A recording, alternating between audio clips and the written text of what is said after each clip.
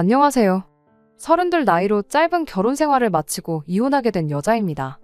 남편은 연애할 때만 해도, 아니, 결혼하고 신혼생활 보낼 때만 해도 이혼은커녕 부부싸움조차 생각도 못할 만큼 저한테 잘해주던 사람이었어요.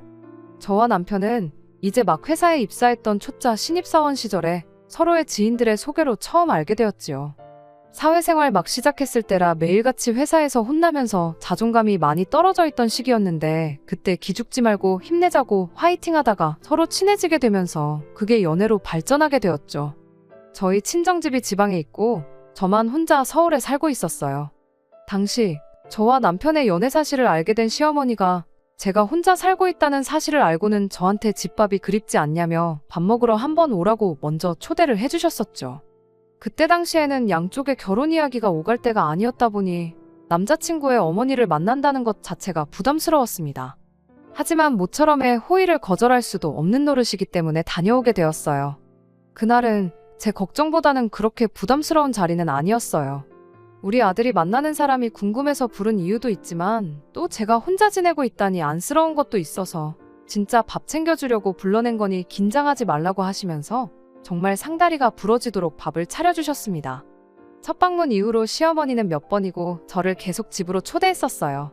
그 덕에 저는 이미 결혼하기 전부터 시댁에 꽤나 자주 들락거리게 되었죠. 어떨 때는 시어머니의 과도한 친절이 부담스럽긴 했지만 그때는 막연하게 시어머니가 정이 많고 좋은 분이시구나 싶었고 감사한 마음까지 들었었습니다. 그러다 언젠가 시어머니가 저한테 이러더군요. 아들 하나만 있는 집이라 그런가 딸 하나 가져보는 게 소원이었다고요. 아들은 알아서 엄마 챙겨주고 어디 여행도 보내주고 그러는 맛이 하나도 없다면서 말이죠. 당신 평생 소원이 딸하고 같이 주방에서 밥하고 국 끓이고 반찬하고 하면서 친구처럼 지내는 게 소원이었다고. 그런데 이제 너가 있으니 딸이 생긴 것 같아서 좋다고 하셨는데, 딸이 아들보다 엄마 더 챙겨주는 거야 거의 일반적으로 사실이다 보니 그렇다 쳤지만 딸하고 같이 밥하고 반찬하고 그러고 싶다는 말은 솔직히 잘 이해가 안 되었어요. 저도 그렇고 제 주변에서도 엄마랑 어디 외식을 다녀오거나 여행을 다녀오면 다녀왔지 같이 반찬 만들고 그랬다는 사람은 한 번도 본 적이 없었거든요. 게다가 그때는 남자친구랑 한참 연애할 때긴 하지만 결혼 이야기는 꺼내본 적도 없었던 시기였는데, 챙겨주시는 거야 감사하지만 갑자기 시어머니가 저를 두고 딸이 생긴 것 같다고 좋다고 하니 안 그래도 부담스럽던 자리가 더 부담스러워졌었습니다. 당시 남편은 그냥 눈 딱 감고 엄마 하면서 맞장구 쳐주면 얼마나 좋아하시겠냐며 저보고 협조 좀 하라는 식으로 나왔어요. 하지만 제 성격상 그렇게는 못하겠더라고요. 제가 내향적인 성격인 것도 이유 중 하나였겠지만 아들 여자친구면 여자친구고 예비며느리면 예비며느리지. 갑자기 저한테 딸 노릇을 하라고 하는 게 거부감이 들어서 싫었습니다. 그때쯤부터 괜히 더 불편한 마음만 들어서 최대한 시댁의 발길을 끊었습니다. 하지만 그동안 잘해주셨던 것도 있고 제가 얻어먹은 것도 있다 보니 제 나름의 방법으로 시어머니한테 잘하려고 했었어요. 예를 들자면 계절마다 뭐 제철 과일 같은 거 주문해서 보내드린다거나 당시 남자친구였던 남편과 데이트를 마치고 나면 남편 손에 간식거리라도 하나 들려서 보내는 정도로 말이에요. 시어머니가 밥 먹으러 오라고 저를 불러낼 때마다 장소를 바꿔서 차라리 외식을 하자고 제안을 했었죠. 마음에도 없는 엄마 소리 들려주고 딸 노릇하는 것보다 이 편이 더 현실적이고 부담도 안 되었거든요. 쭉 그런 식으로 지내고 있던 중 남편이 먼저 저한테 결혼하자고 청혼을 해왔습니다. 저랑 결혼을 결심하게 된 이유라며 이런 거 저런 걸 말해줬는데 그중에 엄마한테 잘하는 모습이 보기 좋았다는 말이 있었어요. 그때는 제가 무슨 생각을 하고 있었길래 엄마한테 잘해서 좋다는 말을 걸러듣지 못했는지 싶네요. 제가 조금만 더 현명했다면 애초에 그 말을 들었을 때 남편이 찾던 건 배우자가 아니라 엄마 입맛에 맞는 며느리가 필요했다는 걸 단번에 알았을 텐데 말이에요. 아무튼 그 청혼 이후로 결혼 준비는 일사천리로 빠르게 진행되었습니다. 애초에 시댁에는 자주 왕래를 하던 상황이었다 보니 남편을 친정에 인사시킨 이후로 상견례도 바로 진행되었고요. 양가 형편이 비슷했는데 저희 결혼할 때 뭐 크게 하나 도와줄 만큼의 형편은 아니었습니다. 그래서 결혼 생활은 양가 도움 하나도 받지 않고 깔끔하게 저희가 결혼 전 모아놓은 것만 가지고 시작하기로 했지요. 사회생활을 거의 비슷한 시기에 시작했다 보니 다행스럽게도 저나 남편이 모아놓았던 액수가 비슷했어요. 누가 더 했네, 덜 했네 따지고 들 것 없이 그렇게 반반 결혼을 했습니다. 모자란 돈은 당연히 대출을 받았고요. 대출을 끼고 신혼집을 구했고 혼수는 일단 가성비 제품 위주로 장만해서 그렇게 결혼 생활을 시작하게 되었습니다. 시작할 때 언급했다시피 결혼하고 처음 3달 동안은 정말이지 이래서 결혼들을 하는구나 싶을 정도로 즐겁고 행복한 나날의 연속이었습니다. 제가 먼저 퇴근하면 먼저 퇴근한 대로 누군가를 기다리는 게 좋았고, 제가 늦게 퇴근하면 늦게 퇴근하는 대로 누군가가 제가 집에 오기를 기다려주고 있다는 사실이 혼자 살 때랑 비교했을 때 그렇게 좋을 수가 없었죠. 오랜 기간 학교와 직장 때문에 본의 아니게 저 혼자서 가족들과 떨어져 타향살이를 하고 있었다 보니 저를 반겨주고 제가 오길 기다려주는 사람이 있다는 사실만큼 마음이 따뜻해지는 게 따로 없었죠. 연애와 결혼의 가장 큰 차이점이 바로 이런 거구나 하고 생각했어요. 나 혼자가 아니라 내가 아닌 다른 누군가와 함께 가정을 이루고 있다는 그 기분 말이에요. 앞으로 이렇게 매일같이 행복한 날이 계속될 줄 알았는데 어느 날 갑자기 시어머니한테서 걸려온 전화 한 통을 시작으로 모든 게 제 생각과는 반대로 돌아가기 시작했습니다.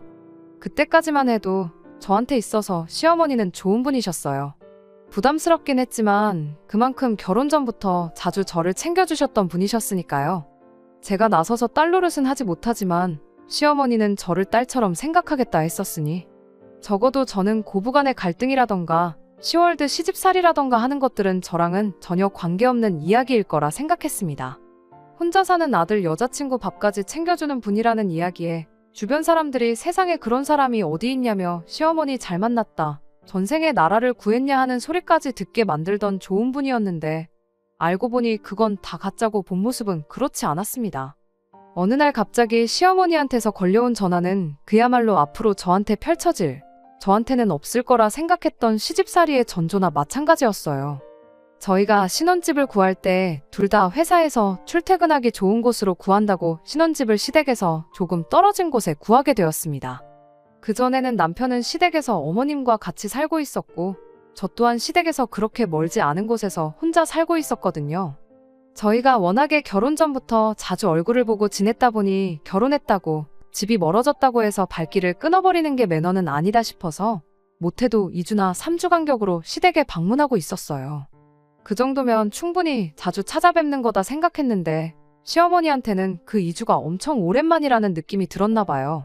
평생을 같이 살아온 아들 얼굴을 까먹을 만큼 말이죠. 시어머니가 저한테 전화로 물어오기를 오랜만에 우리 아들을 봤는데 얼굴이 아주 반쪽이 되어 있던 것 같더라며 저보고 내 아들 끼니는 잘 챙겨주고 있냐고 하더라고요. 그때가 결혼하고 3개월 조금 넘어가던 시기였는데 결혼 전과 비교해보면 남편이 얼굴이 반쪽이 되기는커녕 오히려 살이 많이 찐 상황이었거든요. 결혼식 때 사진 잘 나와야 한다고 저나 남편이나 급하게 살을 빼기는 했었는데 그 이후로 신혼여행 가서도 잘 먹고 집들이 한다 뭐 한다 해서 술도 많이 먹었고 그러다 보니 저랑 남편 둘 다 요요가 왔거든요. 특히 남편은 결혼 전에 입던 바지 몇 개는 배에 힘을 주고 입어야 할 만큼 살이 불었던 상황이었는데 갑자기 아들 얼굴이 반쪽이 되었다고 하시니 그냥 매일 같이 살다 떨어져 살게 되니 아들 걱정이 되시는가 보다 하고 넘겼어요. 저희 전에 없이 잘 먹고 잘 지내고 있고 살도 빠지긴커녕 너무 쪄서 고생이라고요. 시어머니는 탐탁치 않은 말투로 저한테 당장 냉장고 앞으로 좀 가보라고 하시더라고요. 냉장고 안에 반찬이 뭐뭐 있는지 읊어보라면서요. 마침 며칠 전에 반찬 가게에서 이것저것 사다가 냉장고를 채워놓은 지 얼마 되지 않았던 터라 냉장고에 먹을 게 또 한가득 있던 상황이었습니다. 저는 아무 생각 없이 시어머니가 시키는 대로 냉장고에 있는 것들 전부 하나도 빠짐없이 다 말해드렸죠. 그걸 듣고 나니 전화하던 내내 언짢은 말투로 통화하던 시어머니 말투가 뭔가 흡족한 듯한 말투로 바뀌었어요. 통화 말미에는 우리 아들 나가서 힘들게 돈 벌어오는데 귀찮다고 거르지 말고 꼭 아침밥은 챙겨 먹여서 출근을 시키라 한마디 하더니 전화를 끊더군요. 그때 기분이 살짝 쎄했어요. 제가 방금 무슨 말을 들은 건가 싶었죠. 안 좋은 예감은 틀리는 법이 없다더니 이건 앞으로 펼쳐질 시집살이의 시작을 알리는 신호탄과도 같은 사건이었습니다. 저희가 맞벌이를 하다 보니 집에서 따로 음식을 해먹지 않습니다. 냉장고가 가게 반찬들로 가득 차 있던 것도 같은 이유였고요. 직접 해먹는 게 좋은 건 저도 알지만 솔직히 식사 준비한다고 식단 짜고 장 봐오고 음식하고 뒷정리하고 그런 거 신경 쓸 시간에 차라리 취미생활을 하거나 쉬는 게 훨씬 낫다고 생각하거든요. 그러나 중에 시어머니의 아침밥 이야기는 정말 의외였어요. 일단 남편이 아침밥을 전혀 입에도 대지 않는 사람이었거든요. 아침에 밥 먹는 시간이 아깝다고요. 밥 차리고 먹고 정리하고 하면 못해도 20분은 걸리지 않느냐고, 차라리 그 시간에 침대에서 뒹굴거리는 게 더 좋다고 오히려 저보고 아침을 먹지 말아달라 부탁했던 게 남편이었습니다. 그나마 저는 결혼 전에 혼자 살면서 아침을 간단하게 챙겨 먹었거든요. 본격적으로 차려 먹는 게 아니라 간단하게 우유에 시리얼을 타 먹는다거나 요거트에 과일 몇 개 해서 허기짐만 때우는 식으로요. 그런데 남편은 제가 그런 식으로 아침 준비를 하면 부시럭거리는 소리가 신경 쓰여서 제대로 잘 수가 없으니 그렇게 대충 때울 거면 차라리 안 먹는 게 낫지 않냐면서 제 아침 식사도 못하게 만든 게 남편이었어요. 그런 남편 아침밥을 꼭 챙겨 먹이라고 그러시니 어머님이 아들 아침밥 안 먹는 걸 모르시나? 그런 생각이 다 들었습니다. 시어머니와 전화가 끝난 후 잠깐 고민하다가 남편한테 그냥 대놓고 물어봤어요. 어머님하고 통화를 했는데 당신 아침밥은 꼭 챙겨주라신다고요. 남편은 그랬냐면서 별로 대수롭지 않게 여기더군요. 원래 어머니가 아침밥에 엄청 집착하고 그런 게 있다고 설명하더라고요. 옛날 분이라 그러신 거니 그냥 적당히 아침밥 챙겨주고 있는 척하고 넘어가라고 하더라고요. 저는 남편의 그런 대응이 마음에 들지는 않았습니다. 적당히 받아넘기라는 게 결국 시어머니한테 거짓말을 하라는 소리나 마찬가지잖아요. 그냥 자기가 시어머니한테 전화 한 통해서 아침밥 안 먹는 이유도 설명해드리고 그런 건 우리가 알아서 할 테니 굳이 전화까지 하면서 확인하실 필요 없다고 딱 잘라서 말하면 되는 거잖아요. 그리고 며느리 아침밥도 아니고 아들 아침밥 때문에 저러시는데 왜 거짓말은 내가 해야 하는 건지 싶어서 마음에 안 들었어요. 남편은 자기가 아침 안 먹고 출근한다고 말하면 피곤해지는 건 내가 아니라 너라고, 아들인 내가 엄마를 알면 더 잘 알지 않겠냐며 그냥 자기가 시키는 대로 하라고 고집을 부리더라고요. 하지만 결국 그날로부터 며칠도 지나지 않아서 남편의 애매한 대처 덕분에 시어머니와 저 사이의 갈등이 시작되고야 말았습니다. 그날 이후 주말이 돼서 제가 시댁에 전화를 드렸어요. 괜히 전화 안 했다가 또 싫은 소리 들을까 봐서요.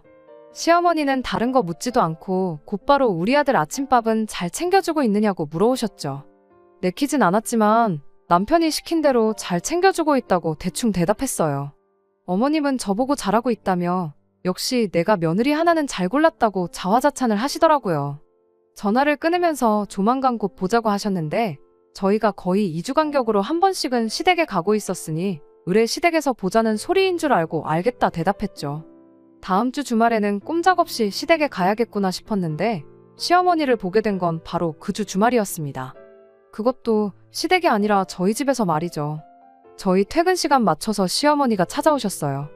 양손에 커다란 장바구니 2개 들고서 말이죠. 올 사람이 없는데 초인종 소리가 울려서 누군가 봤더니 시어머니였죠.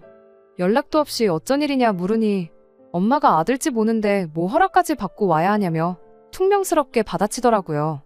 그러더니 얼마 전 통화할 때 이야기했던 냉장고 안에 있는 반찬 이야기를 꺼내더군요. 너는 결혼 전에 우리 집 들락거리며 밥을 한두 끼 먹어본 것도 아니면서 네 남편 좋아하는 반찬이 뭔지도 아직도 모르는 거냐며 잔소리를 하기 시작했습니다. 곰곰이 생각해보니 그날 제가 불러드린 반찬 목록에 남편이 잘 먹는 반찬이 하나도 없었다면서 말이죠. 그래서 아들 좋아하는 반찬 몇 개 해서 보내주려고 했는데 생각해보니 반찬을 해다 줄 게 아니라 너한테 반찬 하는 법을 가르쳐 놓으면 되는 거 아니겠냐며 겸사겸사 반찬도 해주고 방법도 알려줄 겸 찾아왔다 하시더라고요. 그러면서 장봐온 재료들 하나씩 꺼내더니 저한테 재료 고르는 법부터 이것저것 설명을 하기 시작했습니다. 이걸로는 뭘 어떻게 해서 먹이면 우리 아들이 아주 그릇까지 먹을 기세로 밥을 먹는다니 어쩐다니 하면서 설명을 덧붙이셨어요. 말로 하면 뭘 알겠냐며 자기가 하는 거 보여줄 테니 잘 보고 배우라며 고춧가루며 마늘 다진 거며 이것저것 재료 좀 가져와 봐라 하시는데 말씀드렸다시피 저희 집에서 밥을 전혀 안 해먹거든요. 조미료라고 해봐야 간장이나 참기름, 소금, 후추랑 설탕 정도 정말 기본적인 거 말고는 아무것도 없다고 말씀드렸더니 시어머니는 이해가 안 된다는 표정으로 그럼 냉장고에 있는 그 많은 반찬들은 어떻게 한 거냐고 물어보더라고요. 전부 반찬 가게에서 사온 거라고 말씀드렸더니 시어머니가 그럼 결혼하고 여태껏 내 아들한테 영양가도 없는 조미료 투성이 반찬을 먹인 거냐며 노발대발 하시더군요. 시어머니 언성이 높아지니 거실에서 별 관심 없이 혼자 TV만 보던 남편이 제 편을 들어주면서 시어머니한테 한마디 해줬어요. 조미료 쓴다고 영양가가 사라지는 게 말이나 되냐? 그럼 음식 장사하는 사람들 다 망해서 없어졌을 거 아니냐? 사 먹는 반찬이 엄마가 해준 것보다 맛있는 것도 있다며 깐족대기까지 하면서 말이에요. 안 그래도 열이 바짝 올라있던 시어머니는 믿었던 아들이 편을 들어주기는커녕 깐족거리며 시비까지 걸고 있으니 더 큰 소리로 역정을 내기 시작하셨어요. 모자간의 말다툼에 제가 끼어들 이유가 하등 없다고 생각했고 남편이 나섰으니 알아서 잘 해결하겠거니 생각했는데 벼랑간 시어머니가 장바구니에서 대파를 꺼내들더니 그걸로 옆에 서 있던 제 머리를 내려치는 겁니다. 너무 경황이 없고 어안이벙벙해서 말도 안 나왔어요. 이게 지금 무슨 일이 일어난 건가 싶더라니까요. 세상에 대파로 맞아본 사람이 몇이나 되겠어요? 모르긴 몰라도 제가 세계 최초 아닐까 싶었어요.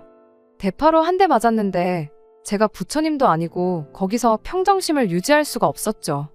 그래서 결국 저도 시어머니한테 언성을 높이게 되었습니다. 시어머니는 내 아들을 어떻게 구워 삶았길래 평생 엄마 말에 말대꾸 한 번 안 했던 착한 애를 저 모양 저 꼴로 만들었냐며 아들이 깐족거린 것까지 제 탓으로 몰아가더군요. 저까지 같이 목소리 높여가며 한바탕 하고 있으니 남편이 일단 저는 방으로 피신시켜놓고 어찌어찌 시어머니 뜯어말려서 집에 돌려보냈어요. 어머님을 집까지 모셔다 드리고 온 남편과 이 상황에 대해서 이야기를 나눴는데 그러다 결국 저랑 남편도 한바탕 다투게 되었습니다. 따지고 보면 아침밥 일로 시어머니한테 거짓말을 시켰던 당신 탓 아니냐고 그러니 어머님한테 해명 똑바로 하라고 한마디 했어요. 그리고 다른 건 몰라도 대파로 한 대 얻어맞은 건 어머님한테 사과받아야겠다고 그때까진 나는 시어머니 얼굴 못 보겠다고 강하게 나갔죠. 남편은 해명은 자기가 100번이고 할 수 있는데 며느리가 되어서 꼭 시어머니한테 사과까지 받아야겠냐며 그건 그냥 좋게 좋게 넘어가자고 하더라고요. 아침밥에 대해서 거짓말을 시켰던 건 자기가 잘못한 거 인정하지만 솔직히 저녁밥 차리기 귀찮다고 가게 반찬 사다가 저녁 식사 때운 제 잘못도 있지 않냐면서 저보고 그냥 참으라는 거예요. 그 뻔뻔한 소리를 들으니 더 어이가 없었습니다.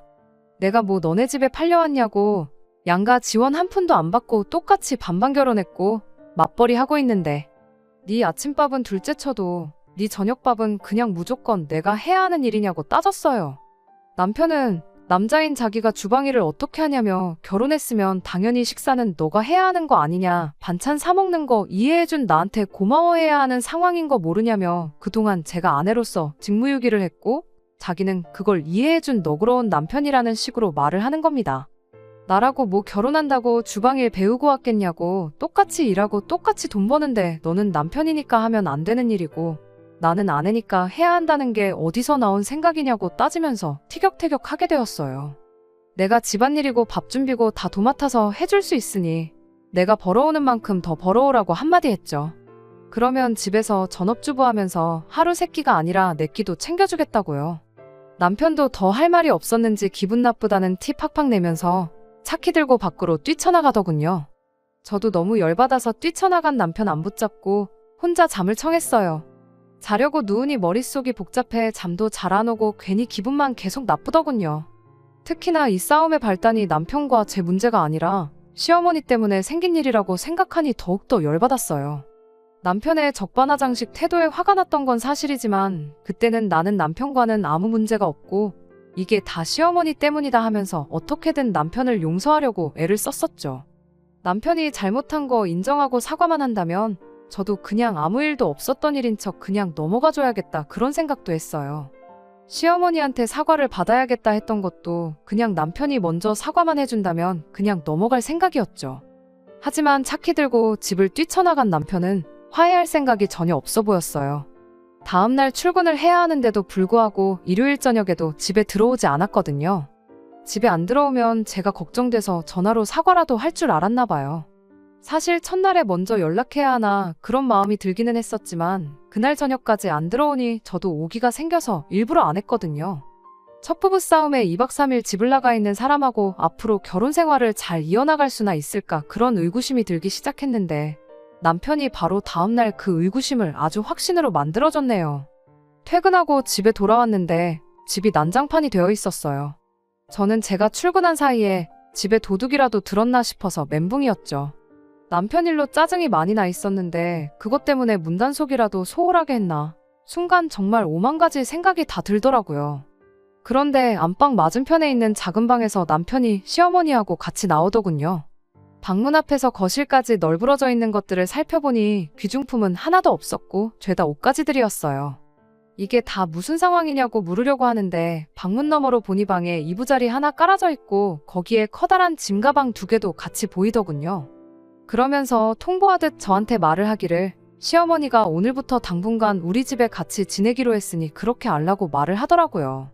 뜬금없는 합가 통보에 어이가 없어서 아무 말도 못하고 있는데 시어머니가 대뜸 나서서 한마디 더 보태더라고요. 너는 지아비가 집을 나갔는데 걱정도 안 되더냐며 이참에 한 집에 같이 살면서 처음부터 끝까지 저를 뜯어 고쳐주겠다면서요. 한동안 우리 집에 머물면서 직접 반찬하는 법도 가르쳐주고 아들 아침밥 챙겨주는지도 감시하고 뭐 그러겠다는 거죠. 시어머니가 그렇게 말을 하는데 어머님 뒤에 서 있던 남편 표정이 아무리 봐도 뭐 하나 미안해하는 기색이 없어 보였어요. 오히려 꼴 좋다는 표정으로 실실 웃고 있더라고요. 그때 알았죠. 일단 집은 나갔는데 이틀이나 되도록 제가 숙이고 들어오지 않으니까 저한테 제일 불편할 사람인 시어머니를 남편이 직접 모시고 왔다는 걸요. 겸사겸사 시어머니도 아들 밥 걱정에 반찬 걱정 때문에 고민이 많았을 텐데 한 집에 같이 살면서 둘이 편먹고 저를 떡 주무르듯 자기들 입맛대로 부려먹겠다는 속셈이 뻔히 보였습니다. 두 사람이 간과한 게 있다면 저는 이미 시어머니의 말도 안 되는 억지와 첫 부부싸움에 집까지 나가서 2박 3일 안 들어오는 남편 모습을 보고 이 결혼 생활의 확신을 잃어가고 있었던 상황이었다는 거죠. 그런데 이렇게 스스로 종지부를 찍어주니 더는 아쉬울 게 없고 오히려 고맙더라고요. 그래서 시어머니한테 한마디 해줬어요. 뭘 사이도 안 좋은 며느리한테 굳이 이것저것 가르쳐 주시냐고요.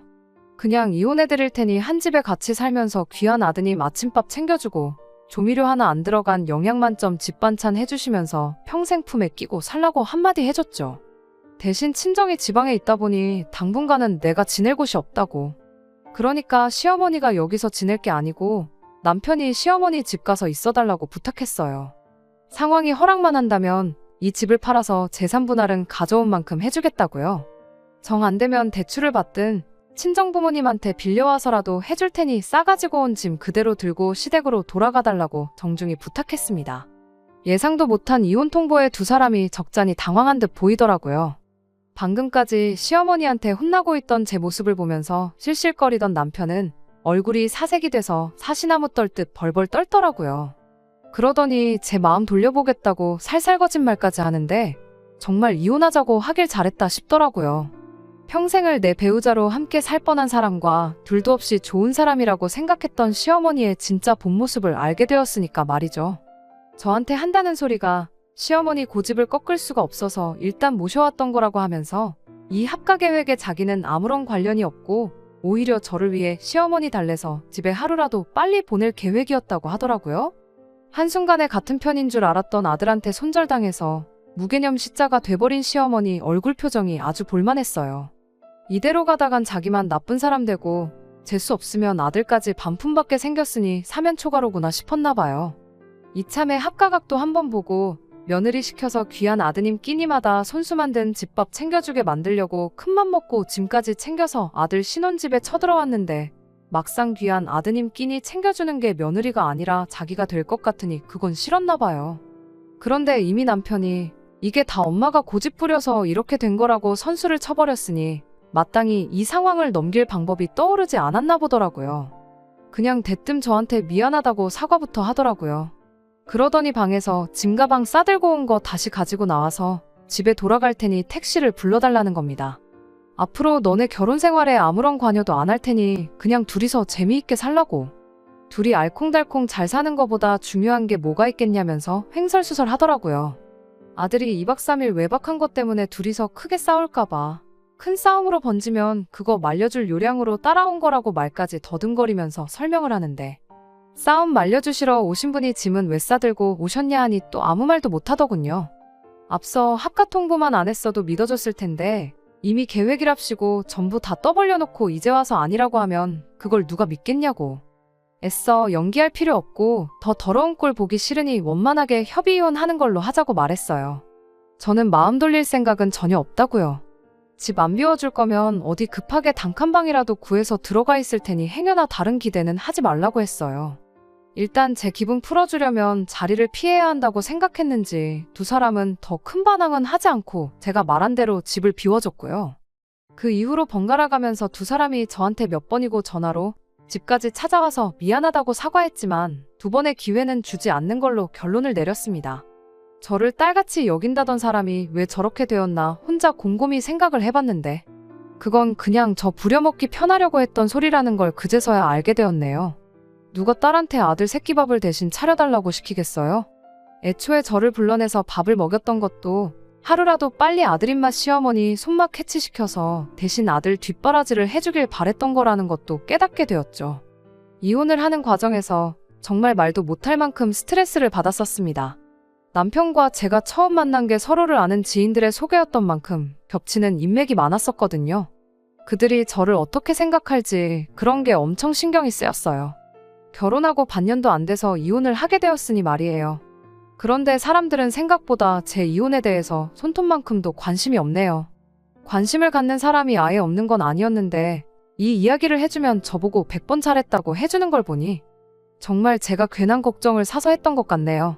남편은 결국 다시 시어머니 집으로 들어가서 살게 되었어요.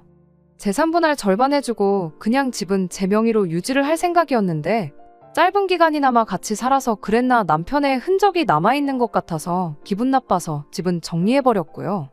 제가 조금만 더 현명했다면 하는 후회가 들 때도 있지만 적어도 단번에 언행일치 안 되는 되도 않는 집구석이란 거 깨닫고 빨리 이혼 결정을 내린 걸 천만 다행이라고 생각하려고요. 제가 혹시나 만약에 앞으로 다시 결혼을 하게 된다면 적어도 저를 딸같이 여긴다는 말은 걸러들어야겠습니다. 끝까지 들어주셔서 감사합니다. 오늘의 사연은 여기까지입니다. 구독과 좋아요, 알람 설정 부탁드리고 더 좋은 사연으로 다시 찾아뵙겠습니다. 감사합니다.